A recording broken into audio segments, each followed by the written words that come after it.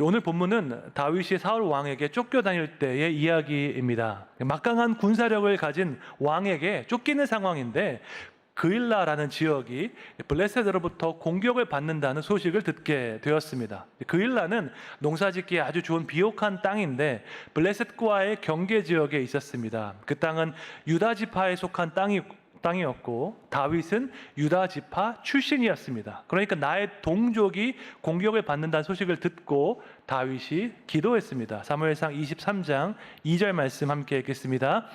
이에 다윗이 여호와께 묻자와 이르되 내가 가서 이 블레셋 사람들을 치리이까? 여호와께서 다윗에게 이르시되 가서 블레셋 사람들을 치고 그일라를 구원하라 하시니. 이 구절은 아주 중요한 말씀입니다. 왜냐하면 다윗의 인생에서 여호와께 물었다라는 표현이 처음 등장한 구절이기 때문입니다. 물론 이전에도 다윗은 하나님의 뜻을 구하며 살았고 하나님의 뜻에 순종하며 살았습니다. 골리앗과 싸울 때에도 그것이 하나님의 뜻인지 알고 순종했습니다. 사울에게 공격을 받을 때에도 기름 부은 받은 자를 대적하면 안 된다는 하나님의 뜻을 알고 그를 공격하지 않았습니다. 하지만 명시적으로 다윗이 여호와께 물었다라는 표현이 처음 나온 것은 바로 오늘 본문입니다. 다윗의 인생에서 중요한 변화가 생긴 것입니다. 어떤 결정을 내리기 이전에 하나님께 질문하기 시작한 것입니다. 하나님의 뜻은 무엇인지, 지금 내가 움직이는 것이 하나님의 뜻인지 질문했습니다. 자기 동족인 유다 지파가 공격을 당했을 때 그들을 돕는 것은 어떻게 보면 당연한 일입니다. 충분한 이유와 타당성이 있는 일입니다. 너무 당연하니까 하나님의 뜻을 묻지 않고 그냥 할 수도 있습니다. 하지만 다윗은 그 소식을 듣고 결정을 내리기 전에 하나님께 기도하며 질문했습니다. 이것은 우리에게 중요한 교훈을 줍니다. 옳은 일을 할 때에도 하나님의 뜻을 물어야 한다는 것입니다. 이방 민족으로부터 공격을 받는 동족을 돕는 것이 옳은 일임에도 불구하고, 당연한 일임에도 불구하고 다윗은 이 결정을 내리기 전에 하나님께 물었습니다. 그것도 한 번이 아니라 두 번이나 물었습니다. 처음 응답을 받고 싸우러 가려고 했는데 다윗의 군사들이 두려워했습니다. 그래서 한 번 더 하나님께 질문했습니다. 사무엘상 23장 4절 함께 읽겠습니다. 다윗이 여호와께 다시 묻자온데 여호와께서 대답하여 이르시되 일어나 그일라로 내려가라. 내가 블레셋 사람들을 내 손에 넘기리라 하신지라. 아멘. 똑같은 사안에 대해서 두 번 질문했습니다. 하나님께서 두 번 모두 분명한 답을 주셨습니다. 내가 블레셋 사람들을 너의 손에 넘기겠다라고 답해 주셨습니다. 중요한 결정을 내리기 전에 기도하는 것은 아주 중요한 일입니다. 나의 지혜, 나의 판단을 믿는 것이 아니라 하나님의 뜻을 묻는 것이기 때문에 중요한 일입니다. 결정을 내리기 전에 질문하는 것은 내가 하나님을 공경하고 하나님을 경외한다는 그 마음, 신앙을 보여주는 것입니다. 어떤 사람은 하나님의 뜻을 묻지 않고 결정을 내리는 경우가 있습니다. 내가 모든 결정을 다 내려놓고선 나중에 하나님께 도와달라는 기도만 할 때가 있습니다. 어느 직장에 갈지, 누구와 결혼할지 내가 알아서 다 결정을 스스로 내립니다. 결과가 좋으면 기도하지 않고 결과가 나쁘면 그때 가서 기도하면서 하나님한테 도와달라고 말하는 것입니다. 하나님 입장에 생각해 보면 조금 억울할 수도 있을 것입니다. 하나님의 뜻과 정반대되는 결정을 자기가 내려놓고 마음대로 살다가 결과가 안 좋으니까 그때 가서 하나님께 도와달라고 기도하는 것입니다. 이것은 사실 옳지 않은 일이죠. 그럼에도 불구하고 우리 하나님께서는 너무나 자비로우시기 때문에 그 기도를 들어주시고 그곳에서 피할 길을 내주십니다. 그런데 그렇게 살아가는 것은 사실 성숙한 신앙은 아닙니다. 내 마음대로 결정하고 문제가 생기면 그때 가서 하나님께 기도하는 것은 성숙하지 않은 모습입니다. 결정을 내리기 이전에 하나님 앞에 나와서 기도하며 주님의 뜻을 물어야 할 줄로 믿습니다. 그러면 이제 중요한 질문은 내가 어떻게 하나님의 뜻을 알 수 있는가 하는 것입니다. 사실 이 질문으로 시리즈 설교를 할 정도로 아주 크고 중요한 질문입니다. 오늘은 간략하게만 말씀드리겠습니다. 하나님의 뜻을 알기 위해서는 우리가 규범, 상황, 실존이라는 세 가지 관점에서 바라볼 수 있어야 합니다. 첫째로 규범은 성경에 계시된 하나님의 일반적인 뜻입니다. 둘째로 상황은 우리가 현재 살아가고 있는 21세기 현대 사회입니다. 셋째로 실존은 이 문제를 지금 당면하고 있는 사람, 나 자신입니다. 하나님의 일반적인 뜻이 나의 특수한 이 상황에 어떻게 적용될 수 있을까? 이 질문에 답을 구하는 것이 하나님의 뜻을 알아가는 과정입니다. 하나님의 일반적인 뜻이 나의 특수한 이 상황에 어떻게 적용될 수 있을까? 여기에 답하기 위해서는 먼저 하나님의 일반적인 뜻을 알아야겠죠. 다시 말해서 규범을 알아야 하는 것입니다.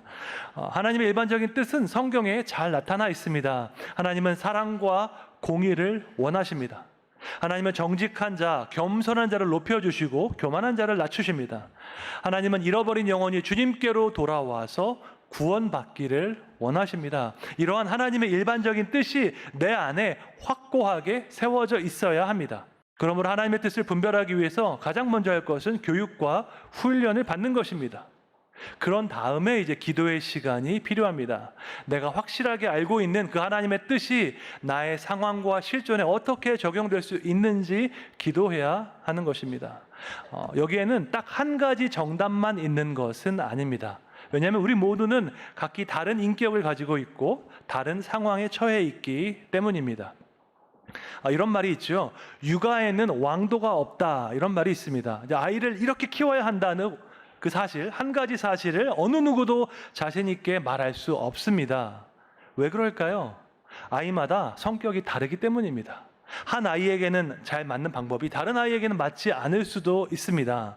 예를 들어서 건강한 자존감을 갖게 한다는 육아의 원칙이 있을 수는 있습니다.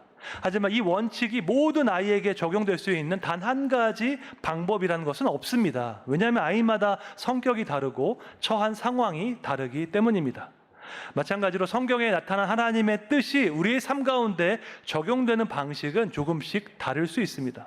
그렇기 때문에 지금 나의 상황에서 어떻게 하나님의 일반적인 뜻이 이루어질 수 있는지 우리가 기도해야 합니다. 하나님의 뜻을 묻는 기도를 할 때 우리가 사실은 염려하거나 걱정할 필요는 없습니다. 왜냐하면 하나님께서는 우리가 이해할 수 있는 방법으로 우리에게 말씀해 주시기 때문입니다. 우리 자녀가 어릴 때 우리는 자녀의 눈높이에 맞춰서 설명해 줄 수 있습니다. 마찬가지로 하나님께서도 우리가 이해할 수 있는 방식으로 말씀해 주십니다. 묵상을 통해서, 성경 통독을 통해서, 설교를 통해서 말씀하시고 또한 개인 기도와 찬양 시간을 통해서 우리의 마음 가운데 말씀해 주십니다. 중요한 것은 우리가 하나님의 뜻을 구하며 그분의 말씀을 듣고자 하는 겸손한 마음에 있습니다. 이렇게 하나님께 응답을 받은 다윗은 그일라로 내려가서 블레셋과 싸워서 승리를 거두었습니다. 자기 동족인 유다 지파를 구원한 것입니다. 그런데 그 소식을 들은 사울이 다윗을 잡기 위해서 그일라로 오고 있었습니다. 사울이 온다는 소식을 듣고 그일라 사람들은 두려워서 떨었습니다. 왜냐하면 오늘 본문 직전에 보면은 사울이 노베에 있는 그 제사장들을 학살했기 때문입니다. 다윗이 놉이라는 그 지역에 피신했을 때 제사장들이 다윗을 도와주었습니다. 이 사실을 알고 화가 난 사울이 내려가서 제사장 85명을 죽이고 그들의 마을을 다 진멸했습니다. 이 사실을 알고 있었던 그일라 사람들은 사울이 오고 있다는 말에 두려워 떨었습니다. 사울이 놉을 진멸했던 것처럼 우리 그일라 땅도 진멸하는 것이 아닌가 두려워 떨었습니다. 그래서 그들은 다윗을 붙잡아다가 사울에게 바치기로 했습니다. 이것은 정말로 배은망덕한 행동이었습니다. 블레셋으로부터 자신들을 구원한 그 다윗을 배반한 것이죠.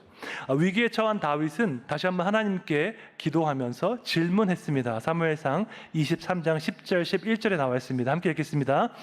다윗이 이르되 이스라엘 하나님 여호와여, 사울이 나 때문에 이 성읍을 멸하려고 그일라로 내려오기를 꾀한다함을 주의 종이 분명히 들었나이다.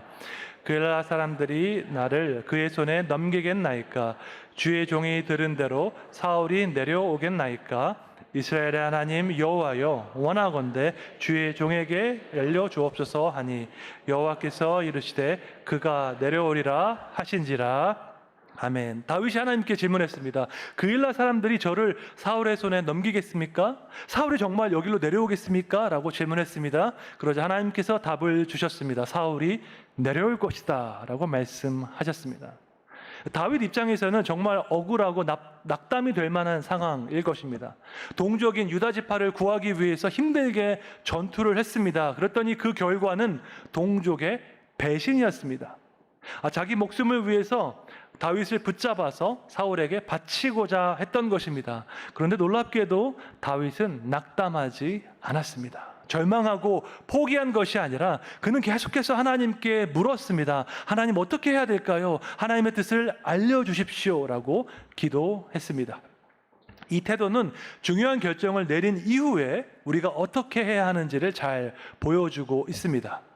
우리가 결정하기 이전에도 기도해야 하지만 결정한 이후에도 계속해서 기도해야 합니다. 어떤 사람들은 하나님을 내비게이션으로 생각할 때가 있습니다. 내비게이션이 우리가 어디로 가야 하는지 방향을 알려주는 것처럼 하나님께서 우리 인생의 방향을 알려주시기를 기도합니다.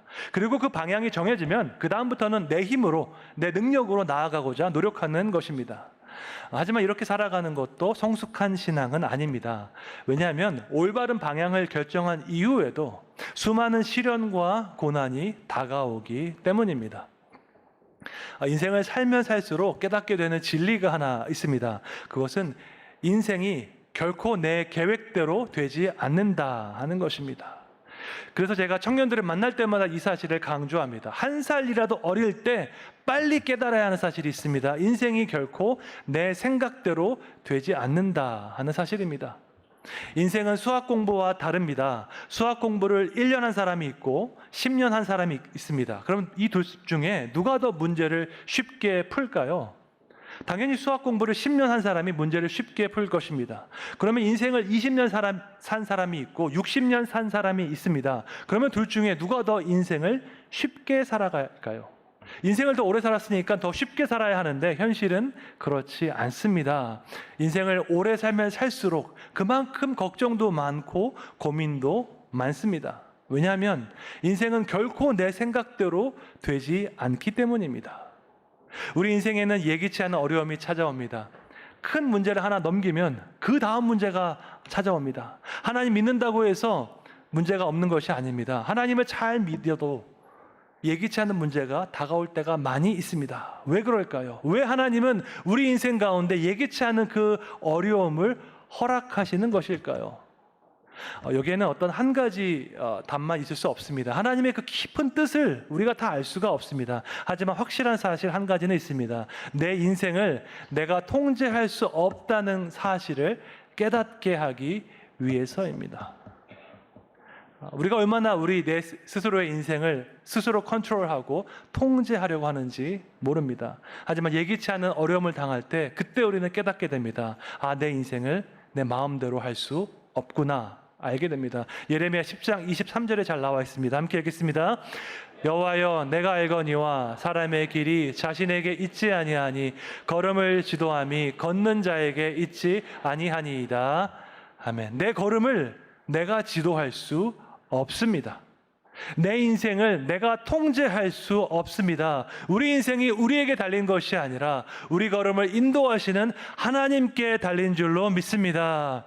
다윗은 하나님께 질문하는 사람이었습니다.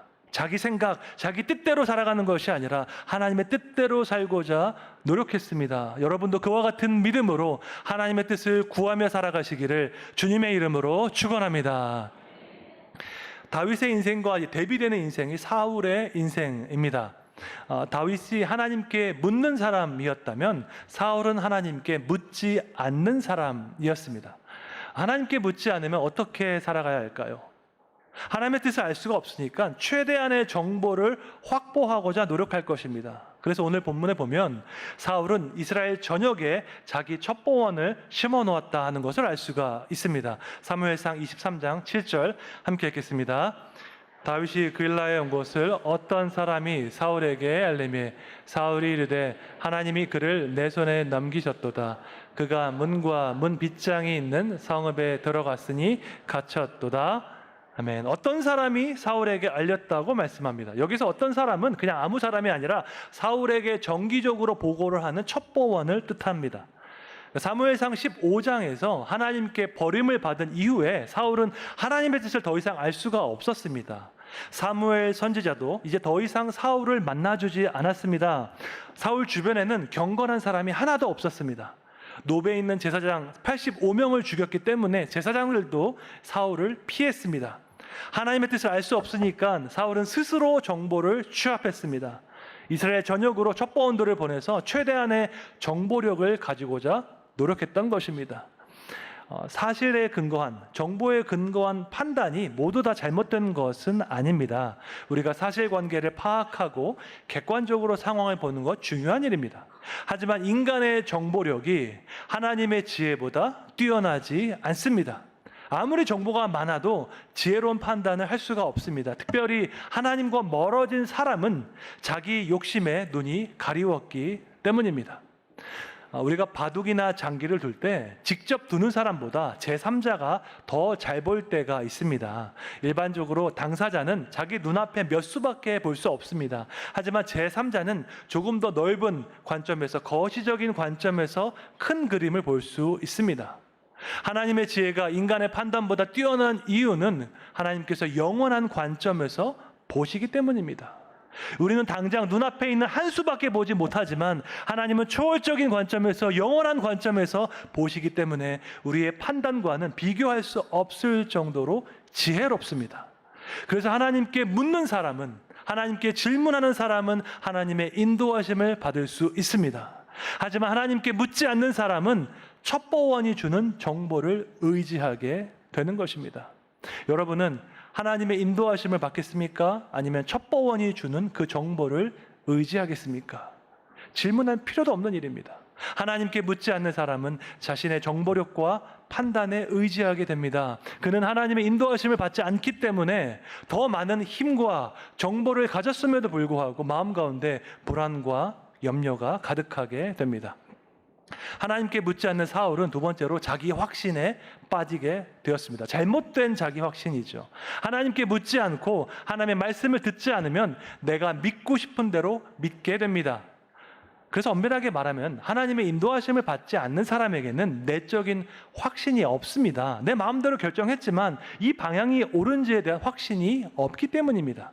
그런데 어떻게든 이 사람은 그런 불안감을 숨기려고 노력합니다.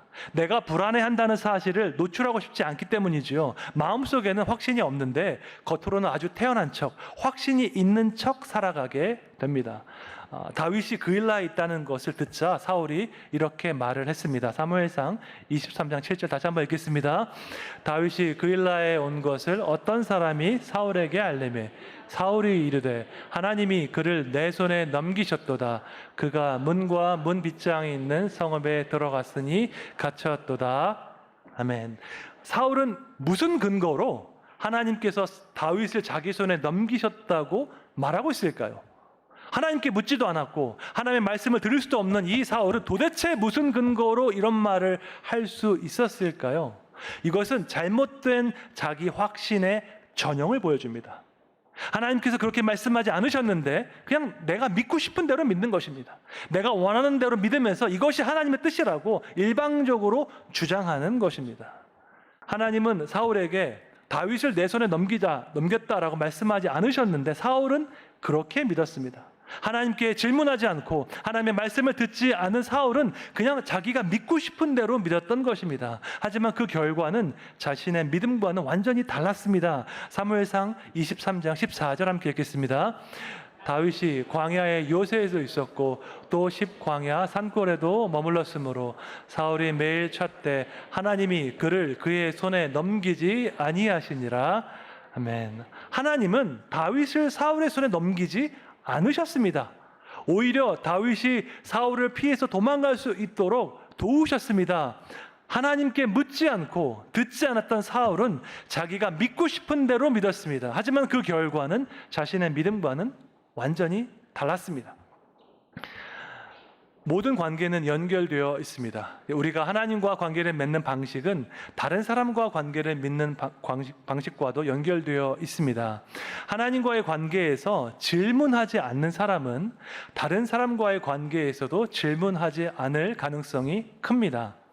여러분은 혹시 질문하지 않는 사람과 대화해 보신 적이 있습니까? 일방적으로 자기 이야기만 하고 일방적으로 훈계만 하는 사람과 대화를 해본 적이 있으십니까? 그런 사람과 대화하는 것은 정말 어려운 일입니다. 올바른 질문에는 중요한 가치가 있습니다. 첫째로 질문은 내가 알지 못하는 것이 있다는 것을 인정하는 겸손의 표현입니다. 진짜 겸손한 사람은 다 아는 척하지 않습니다. 모르는 것을 모른다고 이야기하고 그에 대해서 질문할 수 있는 사람이 겸손한 사람입니다. 지난번에도 말씀드렸지만 여러분, 세상에서 제일 용감한 사람이 누구이지요? 책 한 권 읽은 사람입니다.